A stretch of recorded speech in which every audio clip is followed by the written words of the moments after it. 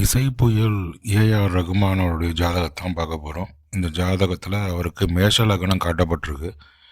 ஆனால் லக்னாதிபதி 6ஆம் இடத்துல கன்னி ராசியில் போய் மறைஞ்சிட்டாரு. நாம் எப்போதுமே சொல்லுவோம், லக்னாதிபதி நல்லா இருக்கணும், அப்போ தான் ஒரு வாழ்க்கை சிறப்பாக இருக்கும், மற்ற யோகங்கள் அப்புறமா அமைஞ்சிருக்கணும் அப்படின்னு சொல்லலாம். லக்னாதிபதியும் நல்லா இருந்து மற்ற யோகங்களும் அமைஞ்சிருந்தால் தான் ஒருவருடைய வாழ்க்கை மிக சிறப்பாக புகழ் வாய்ந்த ஜாதகம் அப்படின்லாம் சொல்லலாம். சரி, இவருடைய லக்னத்தில் முக்கியமான விஷயம் என்னென்னா, லக்னாதிபதி செவ்வாய் போய் 6ஆம் இடத்துல கன்னி ராசியில் மறைஞ்சிட்டார். இவர் எப்படி உலக புகழுக்கு வந்தார் அப்படிங்கிறத முதல் கேள்வியாக இருக்கும். அப்போ இசை உலகத்தில் அவர் மிகச்சிறந்த நிலையை அடைவதற்கு அவருக்கு இந்த மாதிரியான ஒரு அமைப்பு சரியாக வருமா அப்படின்னு சொல்லி நம்ம கேட்போம்.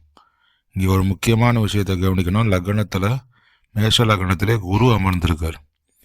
பொதுவாக லக்னாதிபதி இந்த மாதிரி ஒரு பலமிழந்த நிலையில் அந்த அனைத்து பணியையும் குரு செய்வார் அப்படின்னு சொல்லலாம். எப்போதுமே குரு லக்னத்தில் இருந்துட்டாருன்னு சொன்னால் அவருடைய பார்வைகள் முறையாக 5ஆம் இடம், 7ஆம் இடம், 9ஆம் இடத்தை பார்த்துருவார். 5ஆம் இடம் பூர்வ புண்ணியஸ்தானத்தை குரு பார்த்துடுறாரு, அது சிறப்பாக இருந்துடும். அதே மாதிரி 7ஆம் இடம் கலத்திரஸ்தானத்தை குரு பார்த்துடுறாரு. அதே மாதிரி 9ஆம் இடம் பாக்கியஸ்தானத்தை பார்த்துறாரு. ஒருவருடைய ஜாதகத்தில் ரொம்ப முக்கியமான இடங்களே பார்த்திங்கன்னா அந்த பாக்கியஸ்தானம், பூர்வ புண்ணியஸ்தானம், இவை இரண்டும் வலுவாக இருந்துருச்சு அப்படின்னு சொன்னாலே அவங்களுக்கு எல்லா விதமான துன்பங்கள்லேருந்து வெளிவந்து அனைத்து நன்மைகளையும் அடைவதற்கு வாய்ப்புகள் உண்டு. அதை கொண்டு வருவக்கூடிய தன்மை குருவின் பார்வைக்கு உண்டு. அப்போ லக்னாதிபதி மறைந்தாலும் மற்றொரு விஷயம் நம்ம கவனிக்கணும். லக்னாதிபதி மறைஞ்சதுக்கு அந்த குரு அது ஈடு கட்டிட்டாரு லக்னத்தில் உட்காந்து. அப்போ எப்போதுமே சில கேள்விகளுக்கு நம்மளுக்கு பதில் தேவைப்படுது. லக்னாதிபதி மறைஞ்சிட்டாரு, அவர் நல்லா இருக்க முடியுமா அப்படின்னு சொல்லி ஒரு கேள்வி கேட்குறாங்கன்னு வச்சுப்போம். அப்போ அந்த கேள்விக்கு இவருடைய ஜாதகம் ஒரு எடுத்துக்காட்டாக இருக்கும். லக்னாதிபதி மறைந்தாலும் அந்த லக்னத்தில் போய் குரு அமர்ந்து முறையாக 5ஆம் பார்வை, 7ஆம் பார்வை, 9ஆம் பார்வை வழியாக 5ஆம் இடம், 7ஆம் இடம், 9ஆம் இடத்தை பார்த்து இவருக்கு லக்னாதிபதியின் மறைவை ஈடுகட்டும் தன்மையை கொடுத்து விட்டார். அப்போ குரு இவருக்கு அந்த உலக புகழ் கொடுத்து மிகச்சிறந்த நிலையை கொடுத்துட்டார் அப்படின்னு சொல்லலாம். அப்போ லக்னாதிபதி அப்படிங்கிறதுக்கு பதிலாக குரு இங்கே இவருக்கு லக்னாதிபதி போன்று செயல்பட்டு உயர்ந்த நிலையை கொடுத்துட்டார் அப்படின்னு சொல்லலாம். அப்போ குரு லக்னாதிபதி மறைவை ஈடு செய்து விட்டார் அப்படின்னு சொல்லலாம். அப்போ இங்கே நம்மளுக்கு நல்ல ஒரு எடுத்துக்காட்டு கிடச்சிருக்கு. லக்னாதிபதி மறைந்தாலும் அவர் ஜாதகம் நல்லா இருக்குமா, அவர் நல்ல நிலைக்கு வருவார் அப்படின்னு கேள்வி கேட்டால் குரு அவர் அந்த லக்னாதிபதி மறைவை ஈடு செய்து விட்டார் அப்படின்னு நம்மளுக்கு ஒரு விடை கிடச்சிருக்கு. சரி, அடுத்தபடியாக என்னென்ன யோகங்கள் இருக்குது அப்படின்னு சொல்லி நம்ம பார்க்கும்போது ஜாதகத்தில் புதன், சுக்கிரன், கேது இணைந்து அமர்ந்திருக்காங்க. அதாவது 8ஆம் வீடு அப்படின்னு சொல்லும்போது அது செவ்வாயோட வீடு தான், விருச்சிகம் தான். அங்கே தான் புதன், சுக்கிரன் எல்லோரும் இணைஞ்சு அமர்ந்திருக்கோம். புத சுக்கிர யோகம் உருவாகுது. அப்போ ஆழ்ந்த நுண்ணறிவை இவர் இசையில் பெற்றிருக்கார் அப்படின்னு சொன்னால் அதுக்கு இது ஒரு காரணமாக அமைஞ்சிருக்கலாம். உலக புகழ் பெற்ற இசைக்கலைஞரை அவரை மாற்றுவதற்கு ஜாதகத்தில் சுக்கிரனும் புதனும் சந்திரனும் ஒரு முக்கிய காரணிகளாக அமைஞ்சிருக்காங்க அப்படின்னு சொல்லலாம். அவருடைய ஜாதகத்தில் இசை, நடனம், நுண்கலைகள் எல்லாத்துக்கும் அதிபதி சுக்கிரன் தான். இவரது ஜாதகத்தில் சுக்கிரன் 8ஆம் வீட்டில் அமர்ந்திருக்காரு. 8ஆம் வீடு என்பது ஆழமான தேடல் மற்றும் ரகசியங்களை குறிக்கக்கூடிய இடம்னு சொல்லலாம். ஏஆர் ரகுமானுடைய இசை மிக சிறப்பாக அமைவதற்கு இதுக்கெல்லாம் காரணமாக இந்த சுக்கிரனுடைய இந்த விருச்சிகத்தில் அமர்ந்த அமர்வு ஒரு காரணமாக அமையலாம். அதே மாதிரி கேது அங்கே அமர்ந்திருக்கிறது ஒரு ஞானத்தை குறிக்கக்கூடிய இடம். இவர் அதனால தான் இசையில் ஒரு சிறந்த ஞானியாக விளங்கியிருக்கார் அப்படின்னு சொல்லலாம்.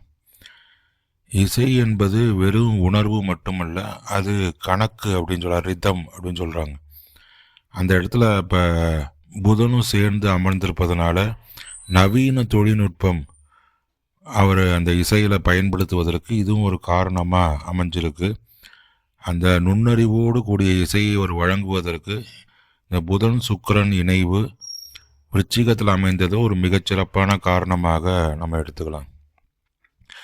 இவருக்கு ஒரு கந்தர்வ யோகம் 8ஆம் வீட்டில் கிடச்சிருக்குன்னு சொல்லலாம். காரணம் சுக்கிரனும் புதனும் இணைஞ்சு அமர்ந்து ஒரு புதிய இசை வடிவான யோகத்தை இவருக்கு கொடுத்துருக்காங்க அப்படின்னு சொல்லலாம். கும்பராசியில் சந்திரன் இருப்பதனால அவர் பழைய பாணிகளை உடைத்து புதிய முறையில் இசையை உருவாக்கி வழங்கியிருக்கார் அப்படின்னு சொல்லலாம். இவர் 2ஆம் வீட்டில் ராகு அமர்ந்திருப்பதனால இசையும் குரலும் உலகளவில் புகழ்பெற்றிருக்கு அப்படின்னு கூட நம்ம சொல்லலாம். 5ஆம் வீடான பூர்வ புண்ணிய ஸ்தானத்தை ஏற்கனவே குரு பார்க்கிறதா நம்ம சொல்லியிருக்கோம். 9ஆம் வீட்டில் சூரியன் அமர்ந்திருக்காரு. பாக்கியஸ்தானத்தில் சூரியன் அமர்ந்திருக்காரு. இவர் 5ஆம் வீட்டின் அதிபதியான சூரியன் 9ஆம் வீட்டில் பாக்கியஸ்தானத்தில் அமர்ந்து இவருக்கு மிகச்சிறந்த யோக பலத்தை வழங்கியிருக்கார் அப்படின்னு சொல்லலாம். அதே மாதிரி 10ஆம் வீட்டில் சந்திரன் அமர்ந்திருக்காரு. 10ஆம் வீடு அப்படின்னு சொல்லும்போது தொழில் ஸ்தானம், ஜீவனஸ்தானம் சொல்லக்கூடியது அது மகரம். அந்த மகரத்தில் பார்த்திங்கன்னா சந்திரன் அமர்ந்திருக்காரு. அவருக்கு 4ஆம் இடத்துல குரு அமர்ந்திருக்காரு. அதாவது சந்திரனுக்கு கேந்திரத்தில் குரு இருந்தாலும் மிகச்சிறந்த கஜகேசரி யோகம் போன்ற யோக பலத்தை இவருக்கு வழங்கியிருக்கு அப்படின்னு சொல்லலாம். இதுவும் ஒரு சிறப்பான அமைவு. அதே மாதிரி 11ஆம் இடத்துல கும்பத்தில் சனி ஆட்சி பெற்று சசயோகத்தை இவருக்கு வழங்குறாரு. இவருக்கு இதுவும் ஒரு மிகச்சிறந்த யோக பலத்தை இவருக்கு வழங்குது அப்படின்னு சொல்லலாம். அப்போ பல யோக பலங்கள் இவருக்கு குறிப்பாக பார்த்தீங்கன்னா லக்னத்திலேயே குரு அமர்ந்து இவருக்கு மிகச்சிறந்த ஒரு யோக பலத்தை வழங்கியிருக்கார் அப்படின்னு சொல்லலாம்.